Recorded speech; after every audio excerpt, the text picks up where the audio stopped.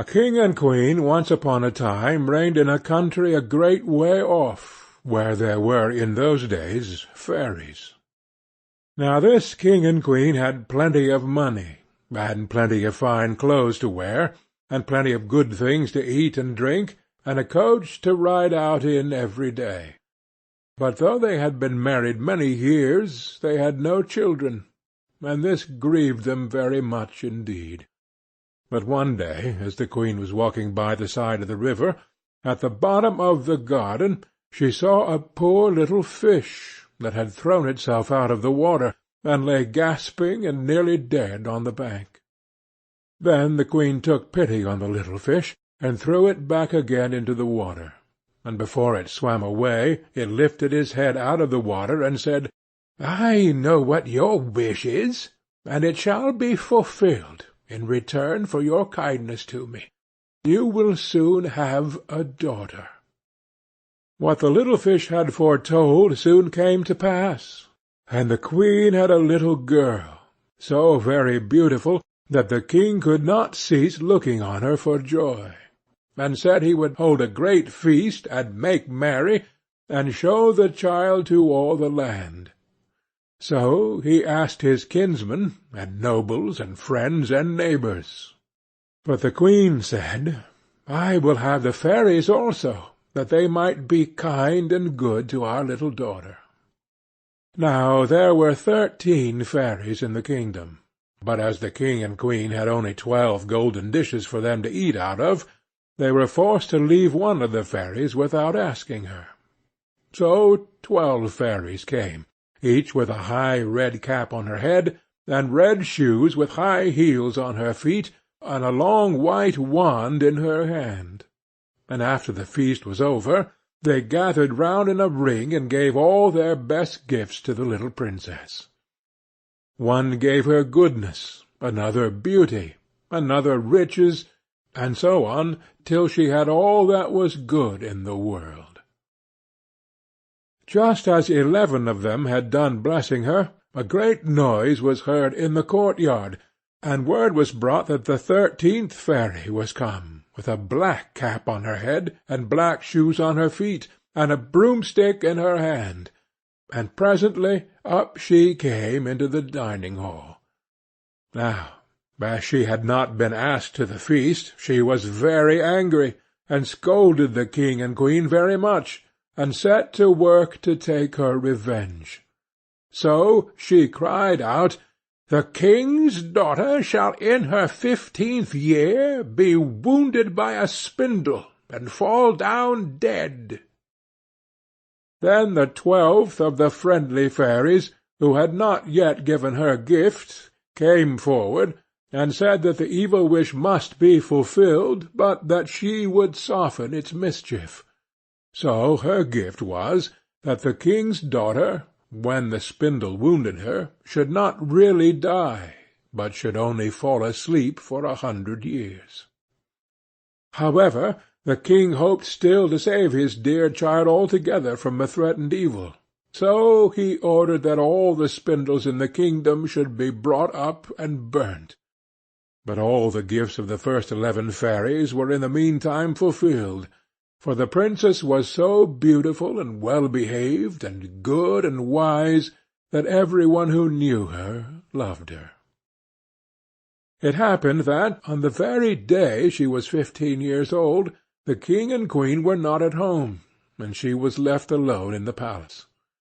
So she roved about by herself, and looked at all the rooms and chambers, till at last she came to an old tower, to which there was a narrow staircase ending with a little door. In the door was a golden key, and when she turned it the door sprang open, and there sat an old lady spinning away very busily. "Why, how now, good mother?" said the princess. "What are you doing there?" "Spinning," said the old lady, and nodded her head, humming a tune, while buzz went the wheel. "How prettily that little thing turns round," said the princess, then took the spindle and began to try and spin. But scarcely had she touched it before the fairy's prophecy was fulfilled. The spindle wounded her, and she fell down lifeless on the ground.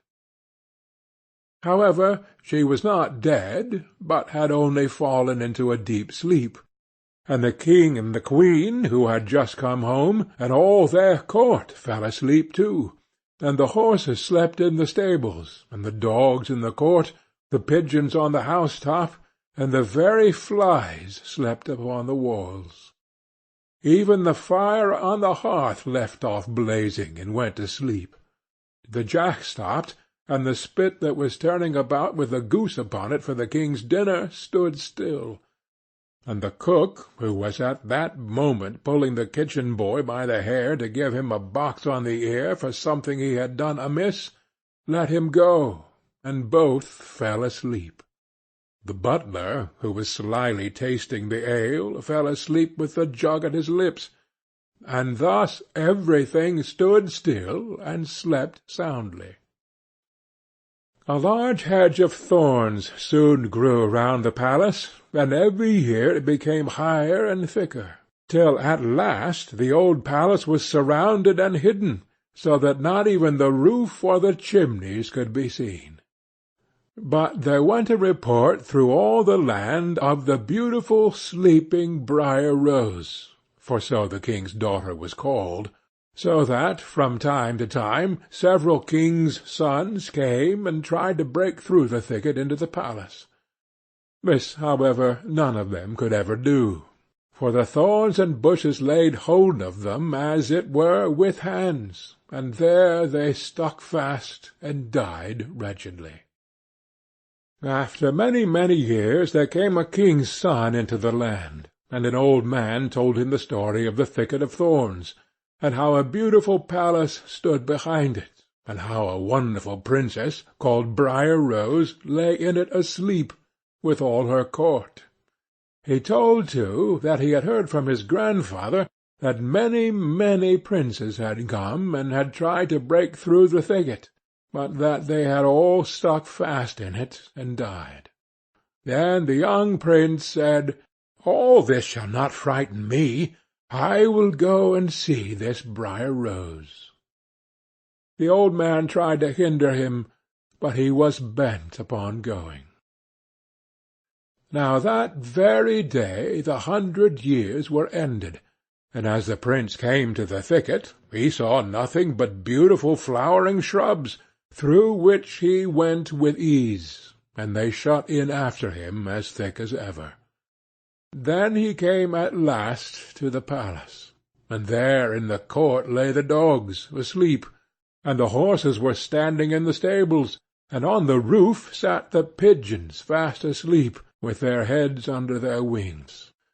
And when he came into the palace, the flies were sleeping on the walls, the spit was standing still, the butler had the jug of ale at his lips, going to drink a draught, the maid sat with a fowl in her lap, ready to be plucked, and the cook in the kitchen was still holding up her hand, as if she was going to beat the boy.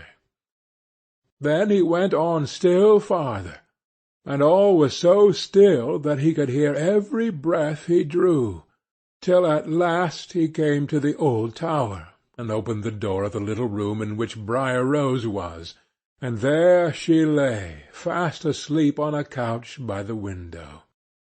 She looked so beautiful that he could not take his eyes off her, so he stooped down and gave her a kiss. But the moment he kissed her, she opened her eyes and awoke, and smiled upon him, and they went out together, and soon the king and queen also awoke, and all the court, and gazed on each other with great wonder. And the horses shook themselves, and the dogs jumped up and barked, the pigeons took their heads from under their wings, and looked about, and flew into the fields. The flies on the walls buzzed again. The fire in the kitchen blazed up. Round went the jack, and round went the spit, with the goose for the king's dinner upon it. The butler finished his draught of ale, the maid went on plucking the fowl, and the cook gave the boy the box on his ear.